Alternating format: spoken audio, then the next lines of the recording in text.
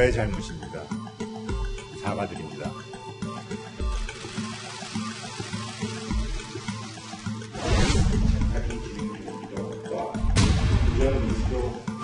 대한민국의 국격에 어울리는 새로운 삼성을 만들겠습니다.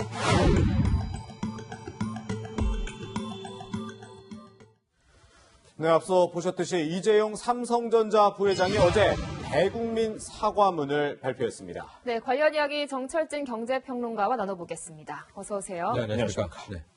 네, 어제 한 10여 분 정도 이재용 부회장 대국민 사과를 했는데 우선 왜 이 시점에 고개를 숙였는지 이 부분부터 정리를 좀 해주셔야 될 것 같아요. 그렇습니다. 이야기가 조금은 이제 올해 이제 좀 위로 올라가게 되는데요. 네. 지난 2017년 8월이었었습니다. 당시 이제 이재용 부회장의 박근혜 전 대통령 뇌물공여 이 재판이 있었죠. 1심 판결이 나왔는데 징역 5년이었습니다. 예. 그리고 2018년 2월에 2심이 나왔었는데 2심 당시가 징역 2년 6개월에 집행유예 4년.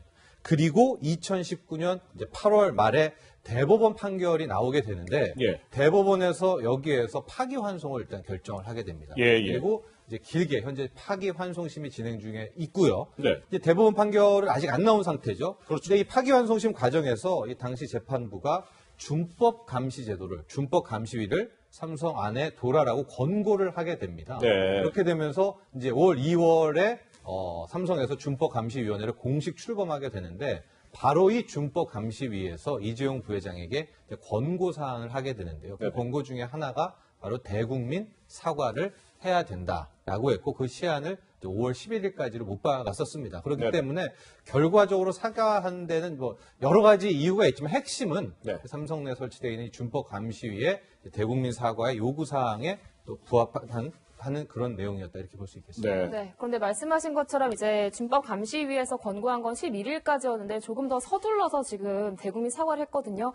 이게 뭐 다음 주쯤에 있을 검찰 출석 조사를 좀 염두에 둔 거다 이런 분석도 있더라고요. 네, 뭐 정확하게 왜 그랬는지 알 수가 없지만은 네. 이제 세간에서 나오는 이제 추측과 분석 중에 하나는 이제 한 언론사의 단독 보도에 따르면 이제 다음 주에 삼성 바이오로직스 분식회계 관련해서 이재용 부회장의 소환이 임박했다라는 보도가 나왔었습니다. 예. 그러니까 네. 그것과 퍼즐을 좀 맞춰보면 다음 주에 그러니까 실은 준법 감시가 했던 마지막 날짜에 하는 대국민 사과보다 소환 이전에 하는 것이 더 낫다라는 판단을 한 것이 아니냐라는 생각은 할 수는 있겠지만 네. 여기까지는 어느 정도 추측이다 이렇게 말씀드립니다. 그렇군요. 네. 이재용 부회장이 대국민 사과를 한 거는 이번이 처음은 아닙니다. 그 5년 전이었죠. 메르스 사태 기억하시는 분들 많을 텐데 메르스 사태 당시 2015년 이제 삼성 서울병원이 슈퍼 전파자 역할을 한다는 비판을 받자 저렇게 고개를 숙였고 이제 어제 두 번째로 고개를 숙인 건데 5년 전 메르스 사태 때 사과는 비교적 긍정적인 평가를 받아왔습니다.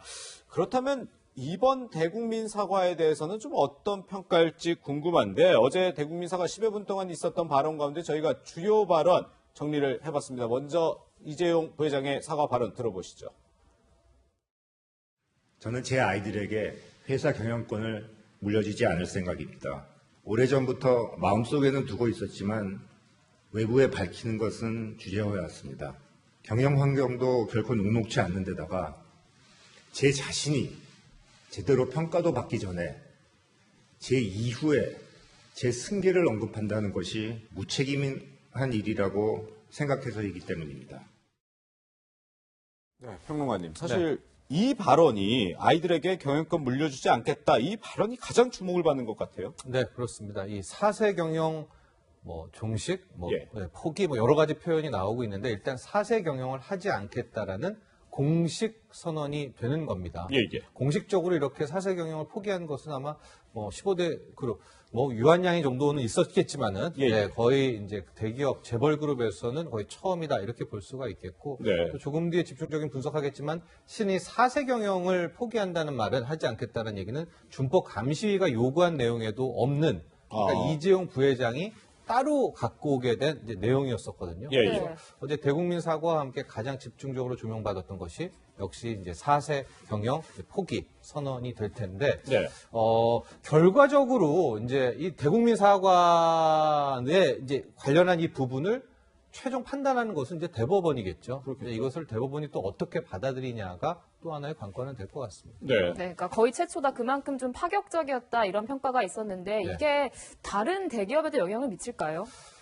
근데 지금 보면 일단 3세, 4세 어느 정도 경영권 승계가 일단락은 됐고요. 네. 남은 정도가 현대차 그룹에서 정몽구 회장의 정의선 이제 부회장으로의 이제 경영권 승계 이 그룹 정도 하나가 남아 있었고 예. 아마도 그 다음으로의 경영권 승계는 이게 기술적으로 좀 힘든 부분이 현재 이제 상속세율이 최고가 50% 아니겠습니까? 예, 예. 그러니까 당장 우리가 그 한진그룹의 이 남매 싸움에서 보듯이 네.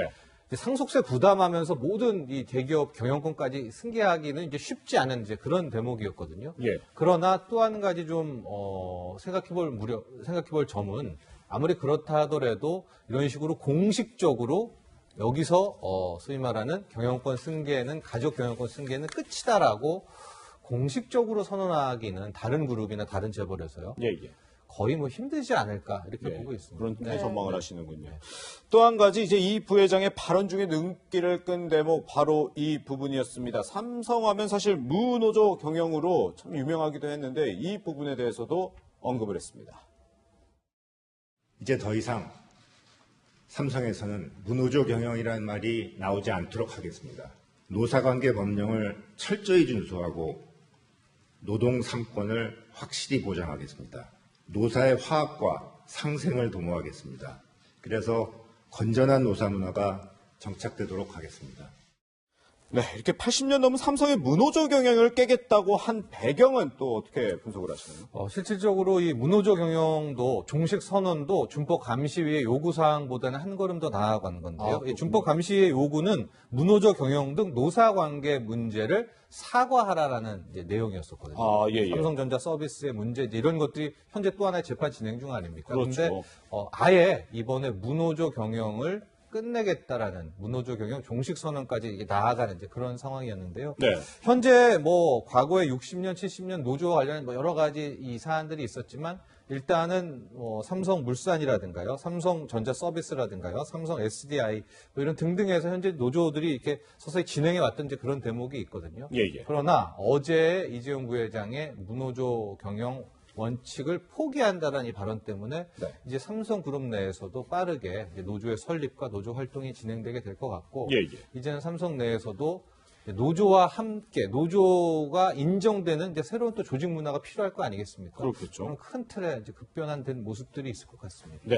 그러니까 어제 이 이재용 부회장의 무노조 경영 끝내겠다 이 발언에 대해서 보니까 재계와 노동자는 좀 다른 반응을 보인 것 같습니다. 네, 일단 뭐 재계는 변화 의지였는데 노동계에서는 하나의 추상적인 선언이다. 그러니까 그렇게 큰 의미를 두지는 않는 것 같아요. 이제 다만 한노총도 너무 추상적이기는 하고 특히 이제 노동 3권을 보장한다 이런 게 이재용 부회장이 보장하는 건 아니잖아요. 그럼 네. 노동 3권이라는 거는 보장되는 건데요. 예. 그렇지만 지켜보겠다라는 이야기도 이제 함께 하게 하면서 앞으로요. 과연 이제 삼성그룹에서 펼쳐지게 될 노조 설립, 노조 활동을 주목하겠다라는 게 노동계의 입장이었습니다. 네. 네. 어쨌든 이 대국민 사과가 시작된 계기는 뭐 어떻게 보면 준법감시위가 설치가 되고 여기서 공고를 한 건데 네. 이재용 부회장 어제 이 대국민 사과문을 보면 재판이 끝나도 준법위는 계속 활동한다 이렇게 또 의지도 밝혔는데 네. 이제 오늘 오후 2시에 이 준법감시위원회가 회의를 열어서 이 이재용 부회장의 발언을 평가하고 또 입장도 낼 것으로 지금 알려지고 있어요. 네.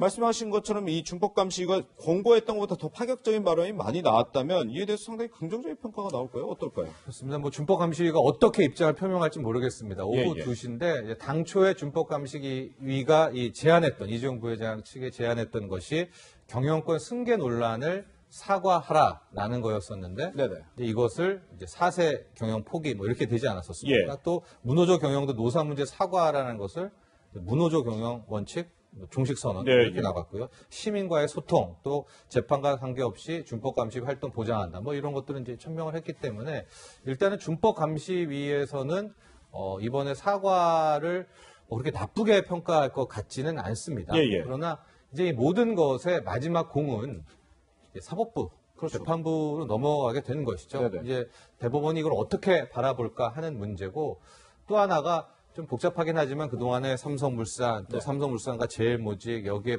이 삼성바이오로직스 얽힌 이제 이 문제 중에서 삼성바이오로직스에 대한 이 재판과 이 문제는 소환도 되고 앞으로 이게 계속 나와 있어요. 그러니까 이 결과를 또 지켜봐야 됩니다. 뭐 간단히 요약하면 이제 삼성바이오로직스의 가치를 좀 더 높게 평가해서 결과적으로 제일모직이 이제 모회사였거든요. 제일모직의 가치를 키웠고 그래서 삼성물산과 제일모직이 합병할 때 유리한 제일모직 측에 유리한 합병 비율을 줬다.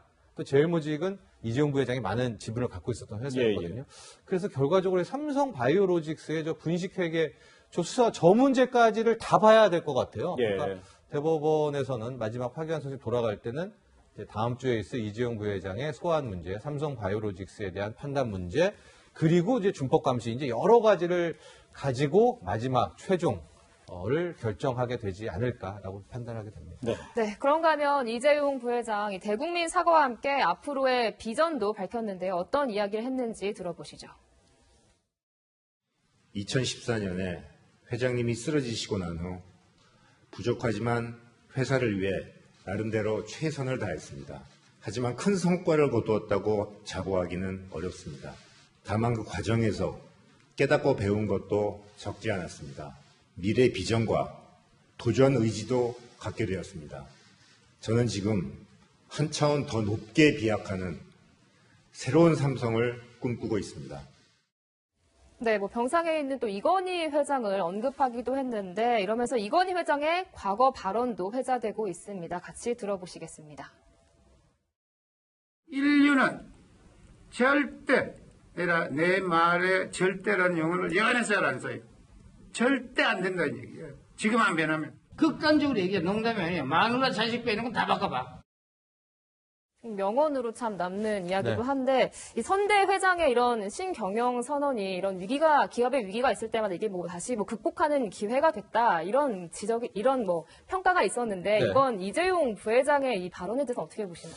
저는 어제 이제 이재용 부회장의 대국민 사과를 계속 보게 되면서 본인이 갖고 있는 또 하나의 뭐 목표라든가 이런 그 마음을 읽을 수 있었던 게요. 지금 화면에 나오지만 할아버지인 이병철 회장, 창업주였었죠. 82년 도쿄소를 통해서 이제 반도체 첫 기틀을 마련하게 되고 그 바통을 이건희 회장이 이어서 반도체를 키우면서 93년에 유명한 발언이죠. 마누라 자식 빼고 다 바꾸라는 이제 신경영 선언을 하게 됐는데 이재용 부회장에게는 이제 뉴 삼성이라는 타이틀이 늘 항상 오게 됩니다. 그리고 어제도 국격에 맞는 기업을 만들겠다라고 했는데 그 4세 경영을 포기한다는 이제 발언 중에 아까 화면에도 보셨지만 이런 내용이 있어요. 아직까지 본인도 어떤 평가를 받지 않았는데 4세 경영을 말한다는 것이 그렇다.